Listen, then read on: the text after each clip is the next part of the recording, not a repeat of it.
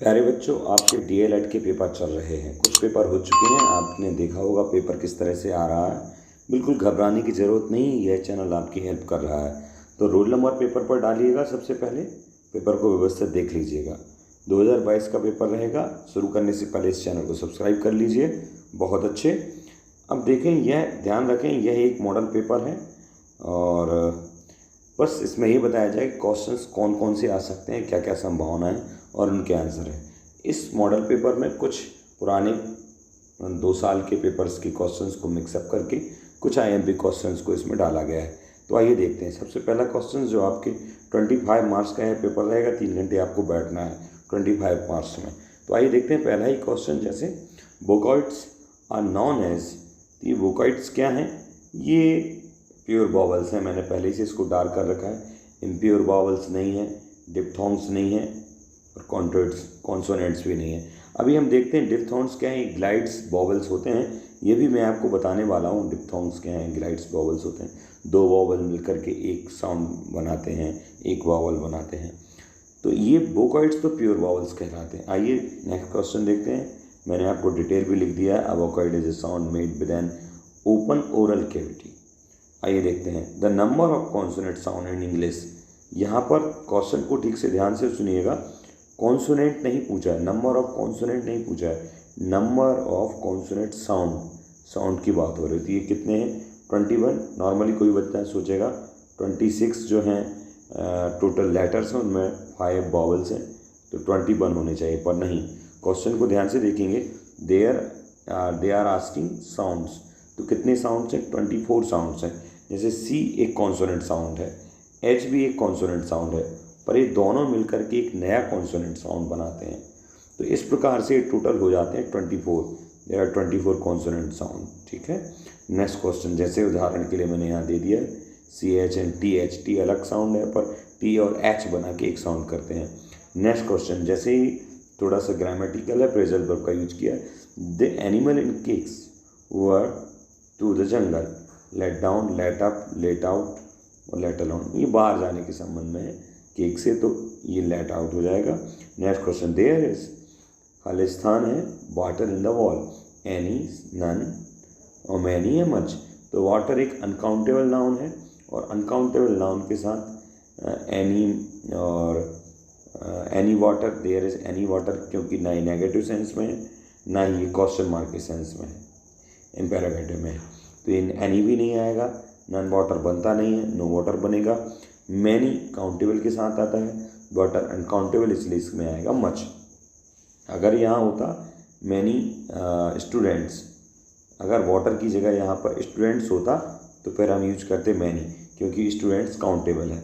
Next question देखते हैं क्या है। सी कट। अब चूंकि हमको ये देखना पड़ेगा, सी के साथ कट है और ऐसी एस नहीं लगा, इसका मतलब कट की सेकेंड फॉर्म है, ये पास्ट में। She cut her finger a knife. अब यहाँ पर आपको देखना है, फ्रॉम आएगा, विद आएगा, टू आएगा, ऑफ आएगा। प्रीपोजिशन का क्वेश्चन है। तो कई बार हमें ही कन्फ्यूजन होता है कि हम बाय लगाएं, बाय अ नाइफ, उसने उसके द्वारा काट ली अपनी उंगली को। तो फ्रॉम आएगा, विद आएगा, टू आएगा या ऑफ आएगा। तो यहाँ पर आएगा with. She cut her finger with a knife. अब यहाँ पर जैसे कई बार होता है, जैसे Ram marry to Sita. Marry जो प्रीपोजिशन वर्ब है उसके साथ टू आता है, नॉर्मली हम लगा देते हैं विद। या जैसे मैंने बोला गुड वर्ब है, गुड एक जैसे मैं कंडीशन बता रहा हूँ, तो ही इज़ गुड। किसी लैंग्वेज में या कुछ कंडीशंस में है तो बोलेंगे he is good at English. या और भी प्रीपोजिशंस हैं जिनका यूज प्रॉपरली हमें आना चाहिए। जैसे मैं कुछ बता दूँ, पर्टिकुलर कोई प्लेस है, बिल्कुल फिक्स है, कोई एड्रेस है, तो उसके पहले एट आता है। और अगर कोई पर्टिकुलर प्लेस नहीं है तो फिर बड़ा सा एरिया है तो फिर हम इन लगाते हैं। छोटा मोटा गांव हो तो एट, बड़ा शहर हो, कंट्री हो तो इन लगाते हैं स्थान के पहले। ऐसे ही कुछ समय में भी अलग है। अगर घंटे का नाम है, दिन रात की बात है तो एट। उससे बड़ा अगर दिन की बात है, तारीख की बात है तो ऑन। और अगर महीने की बात है, सप्ताह की बात है, डिकेड्स की बात है, ऋतुओं की बात है तो फिर आएगा इन। ये मैं आपके लिए, आप ध्यान से देख लीजिएगा, प्रीपोजिशंस काम में आती हैं। ओवर, ऑन और अबव में भी अंतर कई बार पूछा जा सकता है, तो जब मूव कर रही हो वस्तु तो ओवर हायर पोजीशन में हो, टच हो तो ऑन, और अबव यानी ऊपर तो है पर साइड में है। इस प्रकार से डिप्थोंग्स, ये क्वेश्चन है। Diphthongs are also known as pure vowels, impure vowels, oral consonant और नॉन नेजल कॉन्सोनेंट्स। तो ना नेजल कॉन्सोनेंट, कॉन्सोनेंट तो है ही नहीं, डिप्थोंग से वॉवल हैं और ये प्योर वॉवल में आते हैं। दो वॉवल मिलकर के एक साउंड ग्लाइड करके आते हैं तो वो डिप्थोंग्स होते हैं। नेक्स्ट देखिए, which are the following method improve punctuations. तो अगर सॉरी प्रोनाउंसिएशन लिखा हुआ है, प्रोनाउंसिएशन को आपको अगर बेटर करना है, ये क्वेश्चन का आंसर आप बड़े जो 4 या 6 नंबर के क्वेश्चन आएंगे उनमें भी लिख सकते हैं। उच्चारण को अगर बेहतर करना है तो कौन से मेथड का यूज हो सकता है?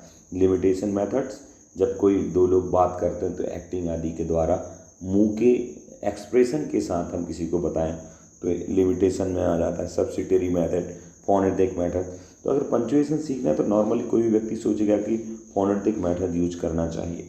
ये तो है ही, ट्रेडिशनल सबसे है ही है, पर लिमिटेशन मेथड और सब्सिडियरी मेथड भी बहुत अच्छा है। तो ये ऑल ऑफ द अबव, ये पूरा ऑप्शन आएगा इस 6 नंबर क्वेश्चन में।